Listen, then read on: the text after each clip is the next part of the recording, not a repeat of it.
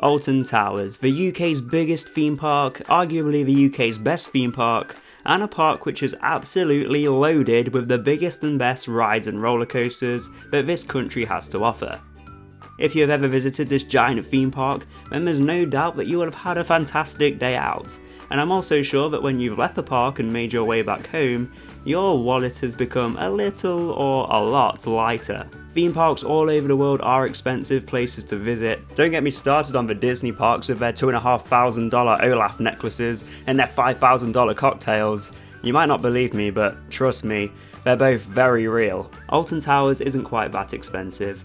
However, there are a few things that are on offer which are unnecessarily overpriced. In today's video, we're going to be looking at a few of them so that on your next trip to the park you'll know what to avoid buying to ultimately save you money. Now I know you hate queuing, nobody likes queuing, I for one hate queuing, especially when the weather isn't on your side either. A lot of the queue lines in the UK are outside, which is very inconvenient seeing as the weather is 80% of the time awful, so when you have an hour plus queue, you can end up getting very cold and wet. So Alton Towers and a lot of other theme parks offer the paid Fastpass service, which means you can walk straight past and laugh and wave at everyone in the regular queue line as they give you a glare filled with hatred because they know that you're going to get on the smiler before them. It's a good feeling, I'm not going to lie. On busy days I get it, the lines can be huge so paying for Fastpass can be worth it, but on those quiet days like midweek out of school holidays, Fastpass is literally pointless. Sometimes queues are non-existent, so you're literally paying to skip something that isn't even there. So if you're visiting Alton Towers midweek outside of a school holiday, then don't buy a Fastpass until you get there, because it could end up being a huge waste of money, and you'll kick yourself when you walk down that Fastpass line and there's no one to wave and laugh at in the regular line. There's a vending machine in the queue line for the Congo River Rapids. It doesn't sell drinks or snacks, it sells ponchos. If you've never been to Alton Towers before, then I'll provide some quick context. You do not get wet, like, at all, on the Rapids ride. I'd describe it more like a slightly fast boat ride. I've mentioned it before in my previous Alton Towers videos, Rapids are supposed to get you wet. So when you come off a Congo River Rapids stone dry, it can be pretty disappointing. Now I'm not going to lie to you, I've never bought one of these ponchos, so I'm not exactly sure how much they cost. I'm thinking around £2, but if you do know then leave it down in the comments below. For one, there's no point in going on the Rapids ride if you don't want to get wet, and two, there's no point in paying for one because you don't get wet anyway. So yeah, don't buy a poncho if you're going to be going on the Congo River Rapids. However, if you're looking at going on Battle Galleons, then I would definitely recommend looking at getting one. Also, if for some reason you do manage to get wet on the Congo River Rapids, then Alton Towers have giant heaters which you can stand in to dry yourself off. This next one is crazy and I can't believe it's actually a thing. Inside Towers Trading on Tower Street, you can find tons of sweet treats. Big lollipops, pick and mix, jelly beans, they have it all. Along with that, they have a variety of chocolates too, one being a dairy milk bar. I do love dairy milk, in fact I've probably got to say I prefer it over Galaxy, but that's just me. Alton Towers sell the 95 gram bars of dairy milk, the regular size one which you can find in your local supermarket. But what's special about these dairy milk bars is that they have a very special sleeve themed to the coasters in the park. You have a Rita one, an Oblivion one, a Wicker Man one. It's a really cool idea, don't get me wrong. But what isn't cool is the price. It is £5 for a dairy milk bar at Alton Towers with a sleeve.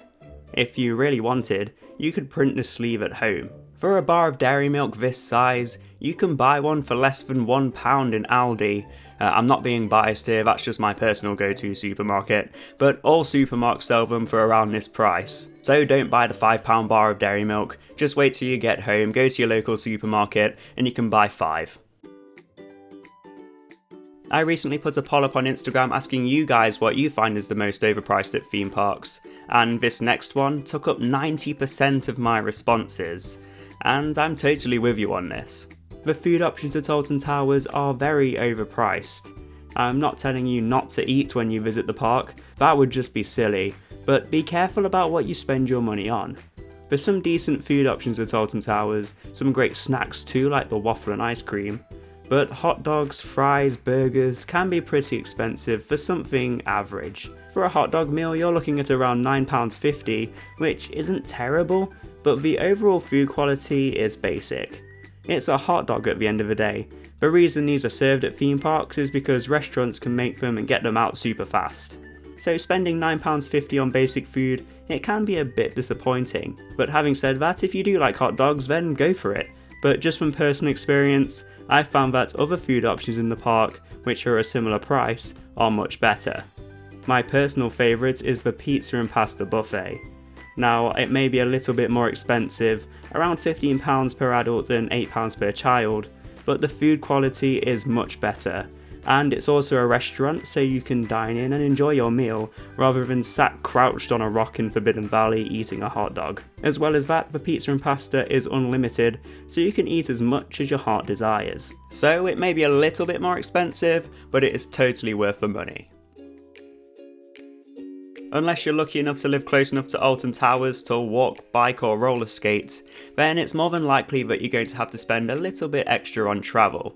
You can take the train, which, by the way, if you are looking at taking this option, then the closest station is Utoxeter, and once you're at Utoxeter station, there is a return bus which will take you to and from the park.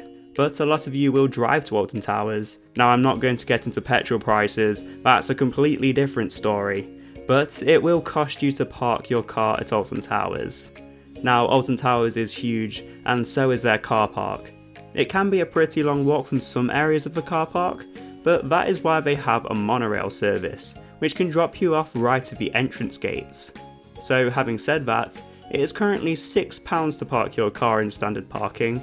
However, Alton Towers also offer express parking, which is right next to the entrance. Of course, after a long day, it is great to have your car right next to the entrance, so you can just hop in and go home. But for this luxury, it will cost you £18. If a monorail didn't exist, then this would be a great alternative. But the monorail is very frequent, and if you visit on a quiet day, then it's likely that you're not going to have to queue for it either.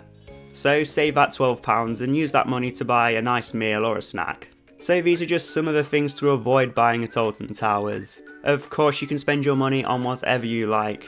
If you want to skip those queues, then buy the fast track, or if you're dying for a bar of dairy milk, then you know where to find it. But these are just some of the ways you can save a bit of money. Is there anything that you avoid buying at theme parks when you visit? Let me know down in the comments below. So that is it for this video. If you did enjoy watching, then please consider hitting that like button to let me know. And if you are new around here and you're feeling extra cheeky, then be sure to hit that subscribe button and ring that notification bell so you don't miss a single thing, because we make plenty of theme park and adventure videos here at Acadia Adventures, which you don't want to miss. If you want to learn more ways on how you can save money at Alton Towers, then consider checking this video out right here. Or if you want to find out the best times to visit Alton Towers in the year, then maybe check this one out too. Thank you all for watching, and I will see you in the next one.